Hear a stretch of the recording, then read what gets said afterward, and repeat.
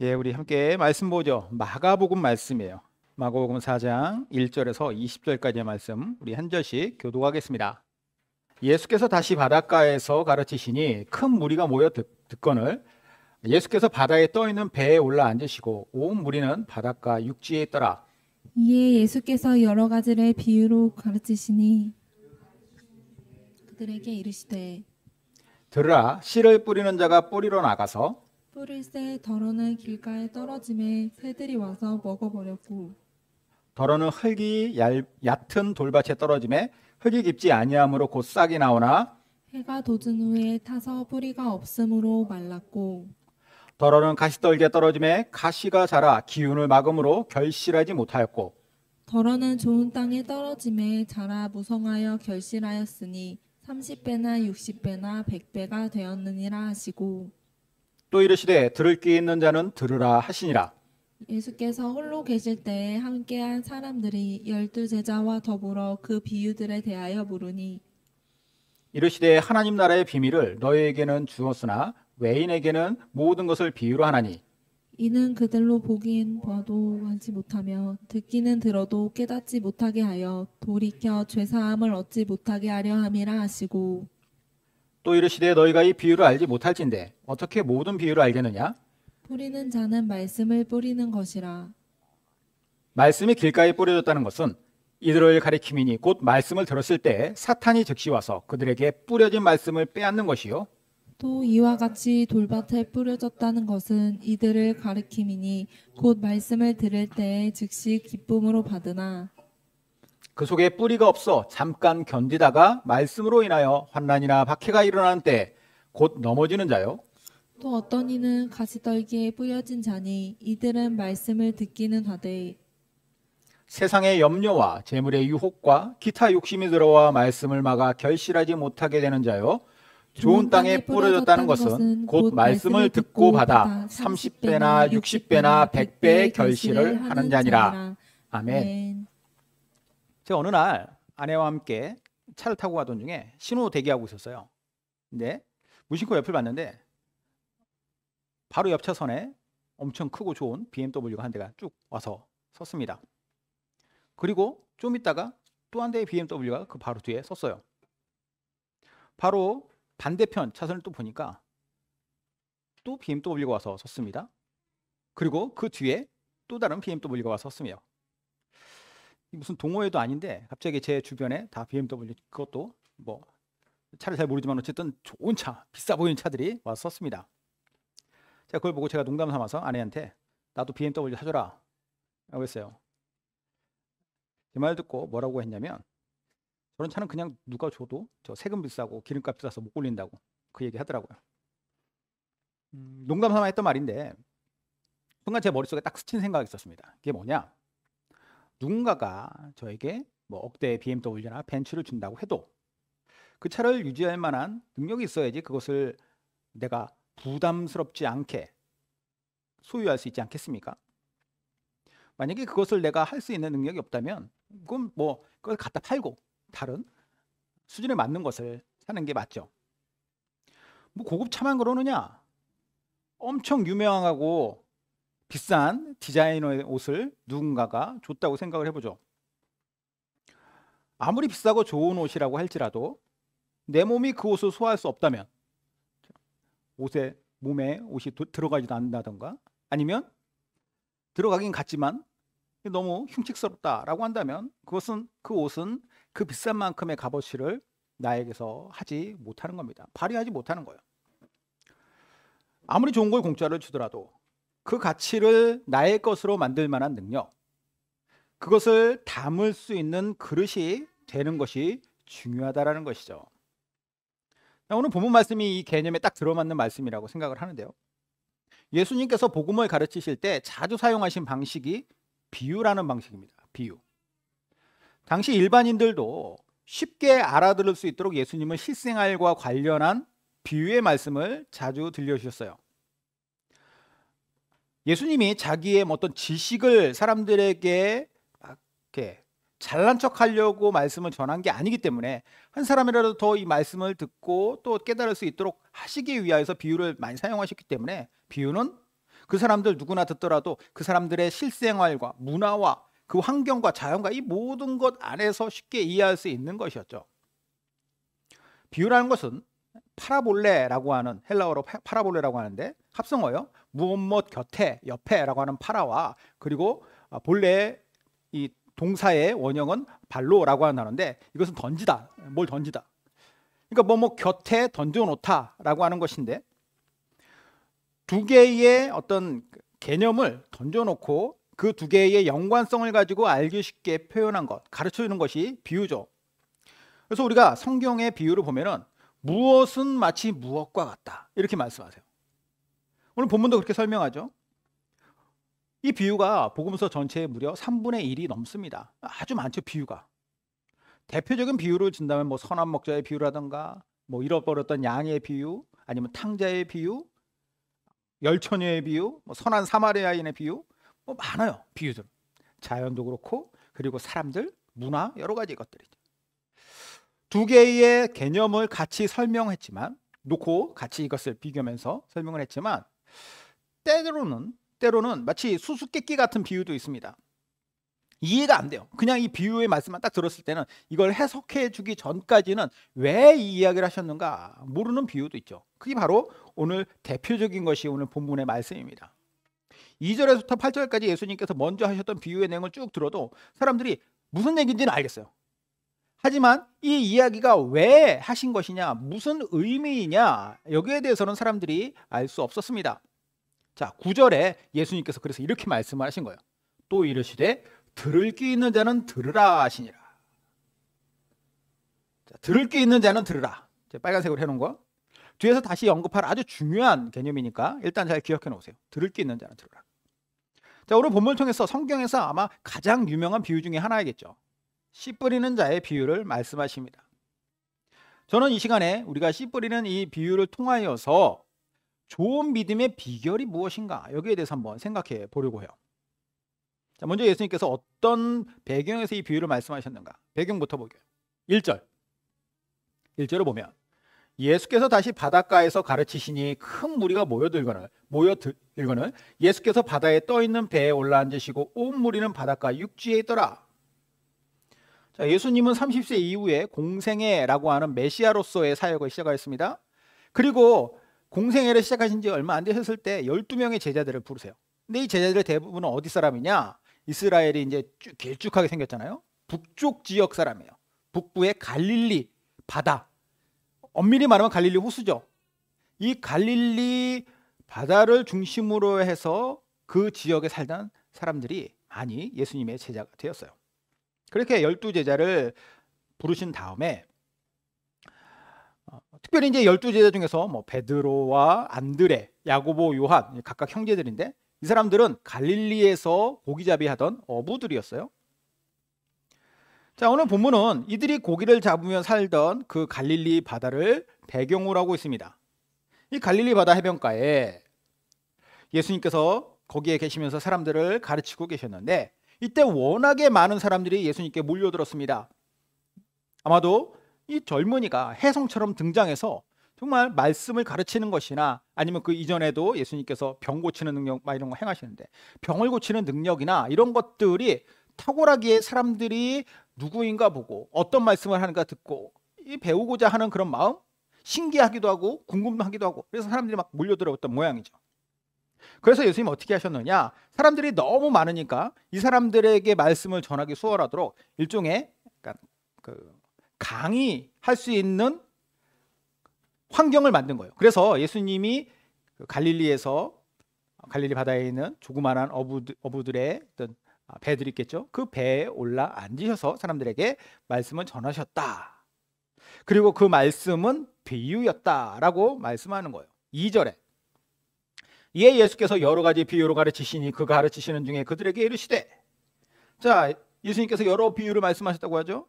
특별히 오늘 본문의 말씀이 아주 중요한 비유였어요. 이른바 씨 뿌리는 자의 비유. 내용은 간단합니다. 한 사람이 씨를 뿌리러 나갔어요. 그리고 그가 뿌린 씨가 4종류의 땅에 떨어집니다.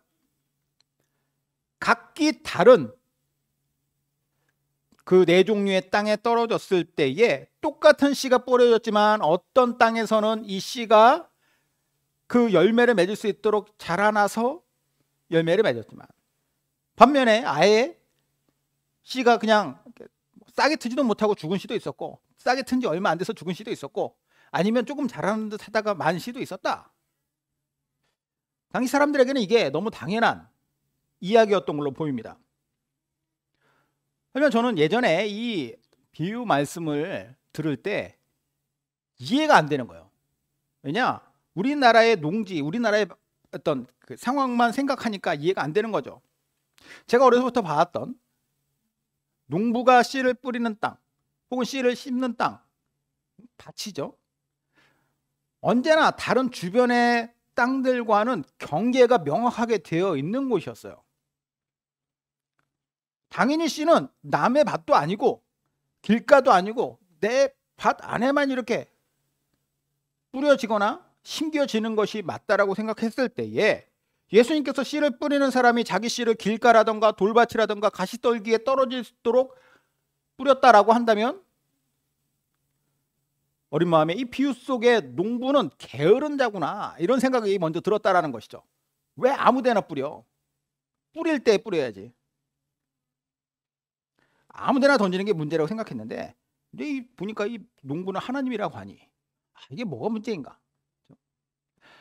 제가 오해를 했던 부분이, 이건 오해라기보다는 여기에 대한 어떤 지식이 없었기 때문에 그러겠지만, 이 비유를 들은 이스라엘 사람들은 다 이 비유, 이 네 종류의 땅에 떨어지는 씨에 대한 이해가 당연히 그럴 수 있지라고 생각을 했습니다. 왜 그랬느냐? 우린 먼저 오늘날 혹은 근대의 우리나라의 나라가 배경이 아니라 지금으로부터 2000년 전 이스라엘이 배경이다라는 것을 생각해야 돼요. 2000년 전은 우리나라로 치면은 삼국시대가 이제 막 시작된 지 얼마 안 됐을 때입니다. 고구려 백제 신라가 이제 태동하기 막 시작했을 때, 그러니까 박혁거세 시대예요. 이 시대의 이스라엘이란 나라, 우리나라처럼 물이 많고 땅이 비옥하고 좋은 그런 땅이 아닙니다. 국토의 60%가 아주 거친 산지와 광야예요. 여기에는 뭔가 자라기도 힘들고 농사를 지을 수도 없는, 아예 그냥 불가능한 땅이 60%나 됩니다. 이스라엘에는 샤론 평야라든가 이스라엘 평야라든가 이런 어떤 유명한 평야들도 있긴 합니다. 하지만 그런 지역, 비옥한 땅은 아주 극히 일부이고 나머지는 농사 짓기 힘든 땅이었어요. 그렇기 때문에 옛날부터 이 지역은 유목이 발달하죠. 유목민들, 유목 생활을 했어요. 이것은 그 사람들이 유목을 특별히 더 좋아했기 때문이기도 그럴 수도 있겠지만, 사실 그 땅의 환경 때문에, 자연 환경 때문에 그랬던 것이죠. 그렇다고 해서 이 척박한 땅에 아예 농사를 안 지었느냐? 그것도 아닙니다. 이스라엘 사람들은 예로부터 바위가 많은 산지를 개간을 해요. 대규모로 개간한 거라 그런 건 아니겠죠. 그래서 계단식으로 만든 테라스식 농사를 지었습니다. 그런 농지를 만들어 가지고 기구가 변변치 않으니까 이게 아주 깔끔하게 정리된 대규모의 땅이 아니에요. 나름 농사를 지을 수 있을 만한 조그만한 땅을 만들어서 여기서 하는데, 이 각 섹션을 보면은 비가 올 때마다, 자주는 아니겠지만 그래도 비가 올 때마다 이렇게 땅이 위에서부터 흙이 이렇게 흘러내려와서 퇴적이 되면서 그 어떤 농지의 중앙쯤에는 좋은 흙들이 거기에 몰렸을 거예요. 그러니까 비옥한 땅이 되죠. 반대로 여기에서 위로 올라가면 토지는 많이 쓸려 내려왔기 때문에 그 윗부분은 점점 흙이 얇아지고, 그리고 바위돌들이 많은 그런 돌밭이 줄을 이뤘을 겁니다. 또한 이 테라스 경계 주변을 보면은 농부의 손길이 잘 닿지 않아서 잡초도 많이 나고, 그리고 특히 가시떨기가 많이 자라기도 했다고 해요. 자, 이렇게 형성된 테라스 농지의 중간중간에는 사람들이 당연히 다녀야 되니까, 사람들이 이게 막 다니다 보면 거기가 길이 나잖아요. 땅이 다져진 좁은 길, 그러면서 거기가 단단하게 다져진 땅이 됩니다. 자, 여기까지 머리에 그림을 그리고 생각을 해보면, 여기에서 씨가 뿌려진 4개의 땅은 아주 멀리 떨어져 있는 각각의 분리된 공간이라기보다는 같은 장소에 있지만 그 위치나 환경 때문에 자연스럽게 뭔가 구별되어진 땅이 바로 오늘 본문에서 이야기하고 있는 땅이라는 거예요. 그럼 농부는 이렇게 구성된 땅에 씨를 뿌립니다. 농부의 손에서 이렇게 떠난 씨는 자연스럽게 다양한 땅에 떨어질 수밖에 없었던 거예요. 물론 대부분은 좋은 땅에 떨어졌겠죠. 하지만 그렇지 않은 것들도 분명히 있다라는 거예요. 그러면 이 당시에 이스라엘에 살지 않는 우리는 이 사실을 모르는 것은 당연하지만 예수님 당시의 사람들은 이것을 당연히 알았다라는 것. 어쩌면 예수님께서 이 말씀을 전하실 때 저 멀리 산비탈에서 누군가는 씨를 뿌리고 있었을지도 모르죠. 자, 그러면 이제 예수님께서 하신 비유의 내용을 보겠습니다. 3절에서 8절인데, 들으라, 씨를 뿌리는 자가 뿌리러 나가서 뿌릴새 덜어는 길가에 떨어짐에 새들이 와서 먹어버렸고, 덜어는 흙이 얕은 돌밭에 떨어짐에 흙이 깊지 아니하므로 곧 싹이 나오나 해가 돋은 후에 타서 뿌리가 없으므로 말랐고, 덜어는 가시떨기에 떨어짐에 가시가 자라 기운을 막음으로 결실하지 못하였고, 덜어는 좋은 땅에 떨어짐에 자라 무성하여 결실하였으니 30배나 60배나 100배가 되었느니라 하시고. 씨 뿌리는 사람이 있습니다. 이 사람은 제가 오해했던 것처럼 나쁜 농부가 아니라 그냥 그 당시의 방식 그대로 농사짓는 사람이에요. 동일한 종류의 씨가 뿌려졌는데 이 씨는 여러 땅에 떨어집니다. 길가에 떨어진 씨가 먼저 있었고, 사람들이 막 다니다 보니까 단단한 땅, 그 땅에 그 씨는 들어갈 수가 없는 거예요. 그러다 보니까 지표면에 덩그러니 떨어져 있고, 이거를 땅 위에 있는 이 씨앗을 본 새들이 그냥 가만히 놔두느냐, 날아가다 그걸 보고 낼름 와서 먹어버리는 것이죠. 그 씨는 새 뱃속으로 소화되고 그냥 없어지는 거예요. 싹조차 틔우지 못하고 사라져버린다. 길가에 이어서 두 번째 씨는 돌밭에 떨어집니다. 아까 말씀드렸듯이 돌밭은 이스라엘의 산지는 대부분 돌로 되어 있는데 이 돌이 그냥 조그마한 돌멩이가 아니라, 그러면 이제 이런 것도 다 골라서 던졌겠지만 그게 아니라 이제 바위들이 대부분이에요. 하지만 그런 바위들 틈 사이에 흙이 남아있겠죠. 여기에 떨어져 있다라는 거예요. 씨가 떨어졌다는 거죠.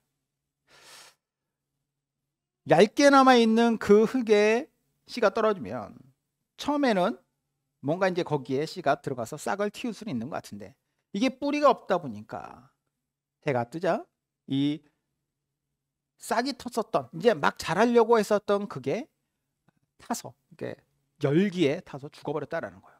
물 수분이나 양분이 충분치 않으니까 더 그랬겠죠. 자, 이렇게 두 번째 씨가 돌밭에서 장렬하게 죽은 뒤에 세 번째 씨는 가시떨개 속에 떨어졌다. 앞선 두 장소보다는 흙이 훨씬 많습니다. 그리고 수분과 양분도 나름 살만해요. 게다가 새가 가시덩굴을 뚫고 들어와가지고 막 먹어버릴 일도 없으니까 더 안전할 수도 있죠, 처음에는. 하지만 뭐 또 태양도 가려지니까 타지도 않을 것이고. 근데 이게 조금 자라다 보면 어떤 문제에 직면합니다. 처음에는 나를 보호해줬다라고 생각되었던 것이 결국 나의 길을 막는 거예요. 더 이상 자라나지 못하도록 그 가시떨기에 막혀서 이게 나무가 자라지 못하니 결국 열매를 맺지 못하였다. 자, 여기까지 씨앗들이 다 죽었다는 얘기를 들으니 마음이 좀 그렇지만 네 번째 땅이 남아 있습니다. 좋은 땅, 고운 흙이 있고 수분과 양분이 있는 땅. 물론 농부의 보살핌도 제일 많이 가는 땅이겠죠. 그 결과 어떻게 되느냐, 8절처럼 30배, 60배, 100배가 된다. 이 비유의 말씀을 들은 사람들은 마음에 답답함이 뚫리는 느낌이 들었을 것 같아요.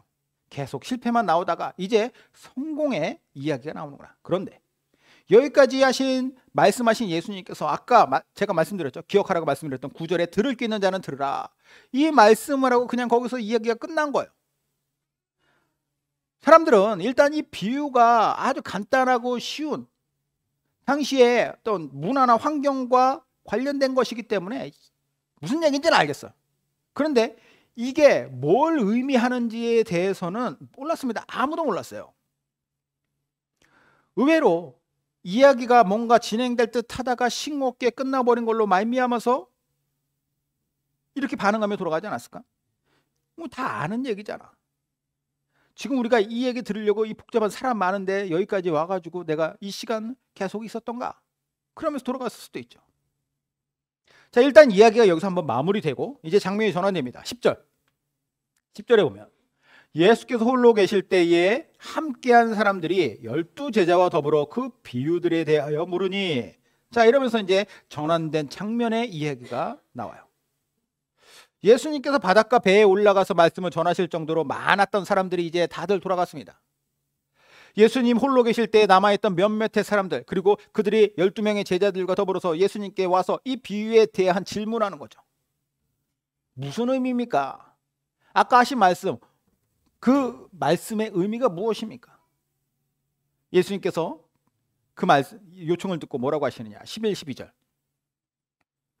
이르시되 하나님 나라의 비밀을 너희에게는 주었으나 외인에게는 모든 것을 비유로 하나니 이는 그들로 보기는 보아도 알지 못하며 듣기는 들어도 깨닫지 못하게 하여 돌이켜 죄사함을 얻지 못하게 하려 함이라 하시고. 자, 아까 비유라는 것이 두 개의 그 비슷한 개념을 가지고 놓고 이것을 설명하는 방식이라고 했잖아요. 파라볼레. 사람들이 알아듣기 쉽도록 하는 비유인데 반대로 수수께끼와 같은 비유를 오늘 여기에서 말씀하신 거라고 얘기했습니다. 예수님은 왜 이런 식으로 이 비유를 말씀하셨다고 얘기하느냐? 하나님 나라의 비밀을 외인들에게는 주지 않으려고 했다. 그럼 여기서 외인이 누구냐? 예수님의 말씀을 듣고 하나님의 백성이 될 사람들 외에 그냥 일반인들이에요. 변화되지 않은 사람들을 외인이라고 부릅니다. 예수님께서 복음을 전하시는 그 장소에 와서 직접 그분의 말씀을 들어도 진리를 깨닫고 그리고 그 진리 안에서 변화되어질 사람들, 그 사람들, 그러지 못하는 사람들이 있다라는 거예요. 외인은 좋은 땅이 아닌 길가나 돌밭이나 가시떨기가 있는 땅과 같은 마음을 가진 사람이다. 같은 장소에 있었음에도 하나님의 백성과 하나님의 백성이 아닌 사람들 외인으로 구분되어 버리는 것이죠. 좀 아쉽게 여겨져요. 예를 들어서 그날 왔다가 떠난 사람들을 이제 외인이라고 쳤을 때 그들 중에는 남들이 가니까 그냥 휩쓸려서 간 사람도 있을 거예요.